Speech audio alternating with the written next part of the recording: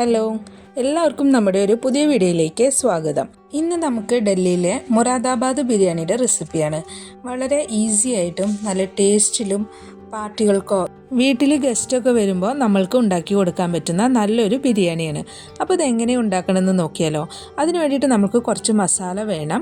1 teaspoon പെരിഞ്ജീരകം, 1/2 teaspoon നല്ല ജീരകം, 1/2 ടീസ്പൂൺ സാജീരകം, 1 ടീസ്പൂൺ കുരുമുളക്, ഒരു തക്കോലത്തിൻ്റെ പകുതി, 6 ഗ്രാമ്പു, പട്ട 2 കഷ്ണം, സാധാരണയായിട്ട് നമ്മൾ ഉപയോഗിക്കുന്ന 3 ഏലക്ക, പിന്നെ ബ്ലാക്ക് കളറിലുള്ള ഏലക്ക കിട്ടും, അത് ഒരെണ്ണം, പിന്നെ ഒരു ബേ ലീഫ്, 1 ടീസ്പൂൺ കുരുമുളക് പൊടി, 2 ടേബിൾ സ്പൂൺ മല്ലിപ്പൊടി. മല്ലിപ്പൊടിക്ക് പകരം മുഴുവൻ മല്ലി ചതച്ചതായാലും മതി. ഇനി 2 കിലോ ചിക്കനാണ് നമ്മൾ എടുത്തിരിക്കുന്നത്. അതിലേക്ക് നമ്മൾ എടുത്തു വെച്ചിട്ടുള്ള എല്ലാ മസാലയും ഇടുക.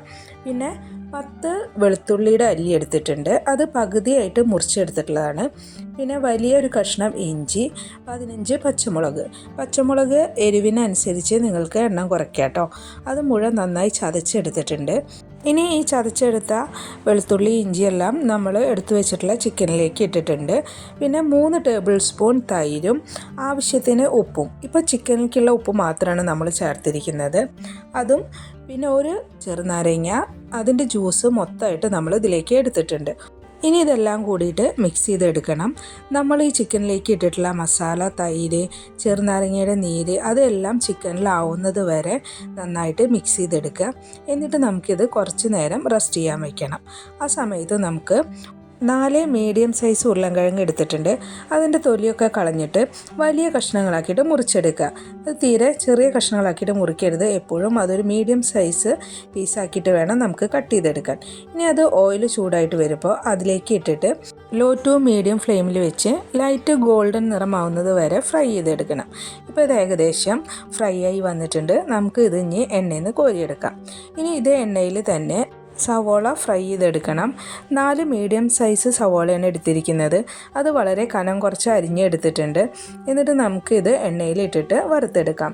ഈ സമയത്ത് നമുക്ക് വേണമെങ്കിൽ കുറച്ച് കാഷ്യൂനട്ടും കിസ്മിസും ഒക്കെ ഫ്രൈ ചെയ്തെടുക്കാം കേട്ടോ. ഇപ്പോൾ ഏകദേശം സവോളയൊക്കെ ഫ്രൈ ആയി വന്നിട്ടുണ്ട്. നമുക്കിനി ഈ ഫ്രൈ ആയി വന്നിട്ടുള്ള സവോളയിൽ നിന്ന് പകുതി സവോള മാറ്റി വയ്ക്കാം. നമുക്കത് ചോറിൻ്റെ മുകളിൽ ഇടാൻ വേണ്ടിയിട്ടാണ്. ബാക്കിയിട്ടുള്ള സവോളയും എണ്ണയും കൂടിയിട്ട് നമ്മൾ ഏത് പാത്രത്തിലാണോ ബിരിയാണി ഉണ്ടാക്കുന്നത് ആ പാത്രത്തിലേക്ക് ഒഴിക്കാം. പാത്രം ആദ്യം നന്നായി ചൂടാക്കിയിട്ട് അതിലത്തെ വെള്ളമൊക്കെ കളയണം. എന്നിട്ട് വേണം നമ്മൾ അതിലേക്ക് ഈ എണ്ണയും സവോളയൊക്കെ ഇടാൻ വേണ്ടിയിട്ട്. എന്നിട്ട് ഇതിലേക്ക് നമ്മൾ നേരത്തെ മസാല പുരട്ടി വെച്ചിട്ടുള്ള ചിക്കൻ ഉണ്ടല്ലോ, അതിടുക.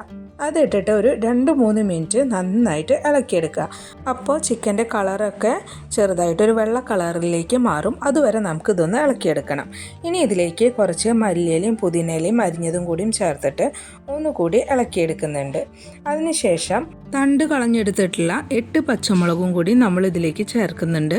അത് നമ്മൾ കട്ട് ചെയ്യുകയോ ഒന്നും ചെയ്യുന്നില്ല, മുഴുവനായിട്ട് തന്നെയാണ് ചേർക്കുന്നത്.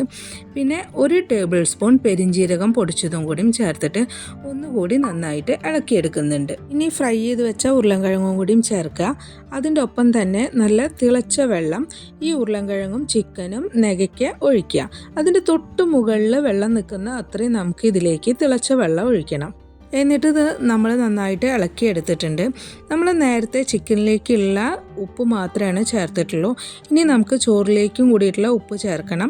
ഉപ്പ് ചേർത്തിട്ട് ഒന്ന് നന്നായി ഇളക്കിയിട്ട് ആ വെള്ളത്തിൽ ഉപ്പുണ്ടെങ്കിൽ പിന്നെ ഉപ്പ് ചേർക്കേണ്ട ആവശ്യമില്ല. അതല്ല, കുറവാണെങ്കിൽ കുറച്ചും കൂടി ചേർക്കുക. അപ്പോൾ നമ്മൾ 2 കിലോ ചിക്കനാണ് എടുത്തിരിക്കുന്നത്.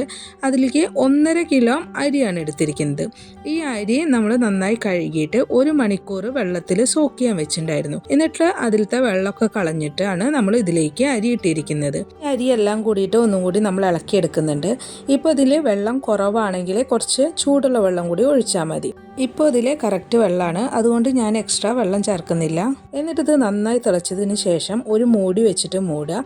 എന്നിട്ട് അതിൻ്റെ മുകളിലേക്ക് കനമുള്ള എന്തെങ്കിലും വെക്കുക, അല്ലെങ്കിൽ ഒരു പാത്രത്തിൽ വെള്ളം നിറച്ചിട്ട് വെച്ചാലും മതി.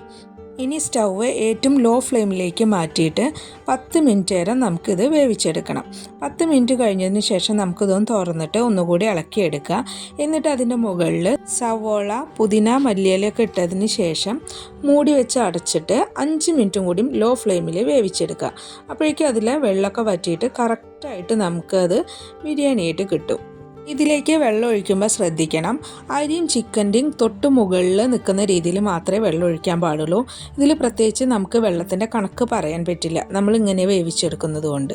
പിന്നെ ഈ ബിരിയാണിയിലേക്ക് പ്രത്യേകിച്ച് നമ്മൾ മസാലയോ എസൻസോ ഒന്നും ചേർക്കുന്നില്ല. ഇങ്ങനെ വേവിച്ച് കഴിഞ്ഞിട്ട് ഒരു 15 മിനിറ്റോളം നമുക്കതൊന്ന് റെസ്റ്റ് ചെയ്യാൻ വയ്ക്കണം. അല്ലെങ്കിൽ എപ്പോഴാണ് നമ്മൾ ഉപയോഗിക്കുന്നത് ആ സമയത്ത് മാത്രമേ നമ്മൾ ഇതിൻ്റെ മൂടി തുറന്നു നോക്കാൻ പാടുള്ളൂ. അപ്പോൾ ഇതാ നമ്മൾ വളരെ സിമ്പിളായിട്ട് ഈ ബിരിയാണി റെഡിയാക്കി എടുത്തിട്ടുണ്ട്. അധികം സമയം എടുക്കുകയോ അതുപോലെ ഉള്ളിയും മസാലയൊന്നും നമുക്ക് വഴറ്റിയിട്ട് സമയം പോവുകയോ ഒന്നും ചെയ്യില്ല. വളരെ ടേസ്റ്റുമാണ് കേട്ടോ ഈ ബിരിയാണി കഴിക്കാൻ. അപ്പോൾ എല്ലാവരും ഈ ബിരിയാണി ഉണ്ടാക്കി നോക്കിയിട്ട് അഭിപ്രായം പറയണേ. എൻ്റെ ഈ വീഡിയോ നിങ്ങൾക്ക് ഇഷ്ടപ്പെട്ടെങ്കിൽ ലൈക്ക് ചെയ്യാനും ഷെയർ ചെയ്യാനും സബ്സ്ക്രൈബ് ചെയ്യാനും മറക്കരുത്. നല്ലൊരു റെസിപ്പിയുമായി അടുത്ത വീഡിയോയിൽ നമുക്ക് വീണ്ടും കാണാം.